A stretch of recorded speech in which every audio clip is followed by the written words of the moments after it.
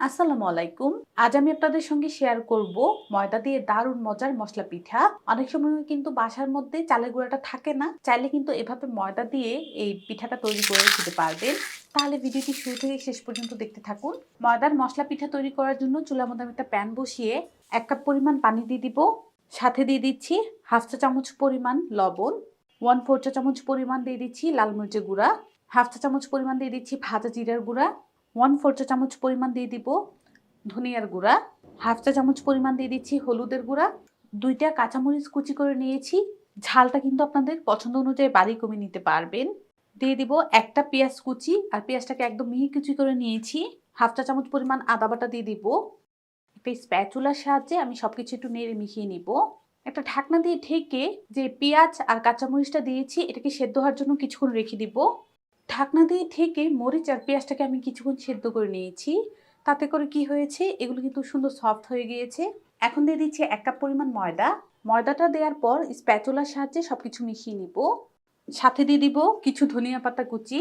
আর ধনিয়া পাতাটা যদি সবশেষে দেন তাহলে কিন্তু ধনিয়া পাতার যে কালারটা সেটা সুন্দর থাকে, আর ফ্লেভারটাও কিন্তু নষ্ট হয় না। আপনারা চাইলে ধনিয়া পাতাটা এখানে অ্যাড করতে পারেন, না চাইলে এটা স্কিপ করে নিলেই হবে। স্প্যাচুলার সাহায্যে আমি সবকিছু মিশিয়ে নিয়েছি। এখন এই ডোটাকে আমি একটা বাটির মধ্যে উঠিয়ে নিব। পিঠার কাইটাকে ঠান্ডা হওয়ার জন্য রেখে দিয়েছিলাম, আর এই কাইটা কিন্তু উষ্ণ গরম আছে। উষ্ণ গরম থাকা অবস্থায় কিন্তু এটাকে মথে নিতে হবে।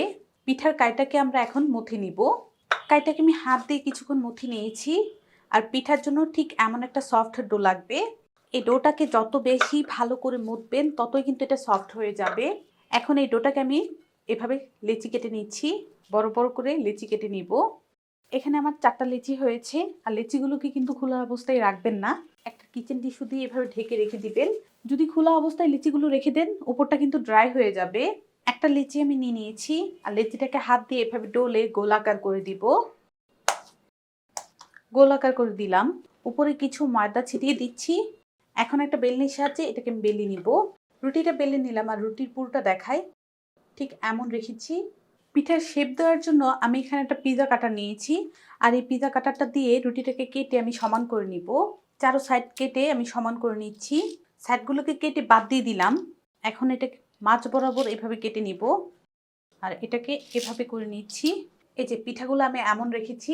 তারপর কি করব, একটা পিঠার অংশ নিয়ে ঠিক এভাবে করে এটাকে ট্রায়াঙ্গেল শেপ করে কেটে নিচ্ছি।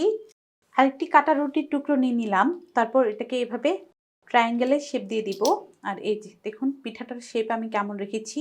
আপনারা চাইলে কিন্তু যে কোনো গোল কোটার মুখা দিয়ে ওইটাকে কেটে নিতে পারেন। তো এইভাবে সবগুলো পিঠা বানিয়ে রেডি করে নিব। ট্রায়াঙ্গেল শেপ করে কিছু পিঠা আমি এখানে বানিয়ে রেডি করে নিলাম। এখন এই পিঠাগুলো ভাজার জন্য চলে যাব চুলায়। পিঠাগুলো ভাজার জন্য চুলার মধ্যে আমি ফ্রাই প্যান বসিয়ে তেল দিয়েছিলাম গরম হওয়ার জন্য। আর এখন চেক করে দেখবো তেলটা গরম হয়েছে কিনা। পিঠা ভাজার জন্য কিন্তু তেলটা আমাদের গরম হয়ে গিয়েছে। এখন আমি পিঠা দিয়ে দিব। একটা একটা করে দিয়ে দিচ্ছি। চুলার আঁচটা কিন্তু মিডিয়ামে আছে।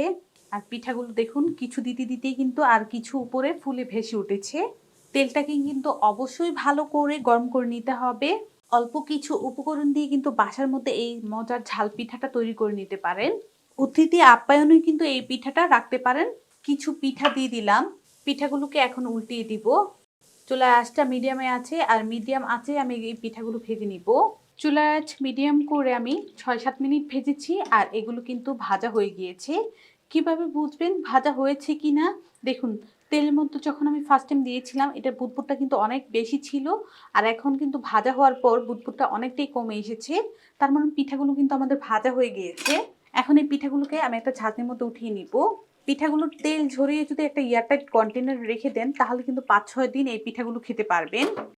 বাকি সবগুলো পিঠা আমি ভেজে নিচ্ছি। পিঠাগুলো ভেজে পরিবেশন করে নিয়েছি, আর একটা পিঠা ভেঙে দেখাই ভিতরটা কেমন হয়েছে।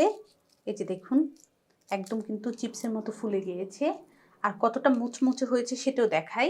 আশা করছি রেসিপিটি ভালো লেগেছে। ভালো লাগলে অবশ্যই একটা লাইক দিবেন, চ্যানেলটাকে সাবস্ক্রাইব করবেন। সবাই ভালো থাকবেন, সুস্থ থাকবেন, আমার জন্য দোয়া করবেন। আল্লাহ হাফেজ।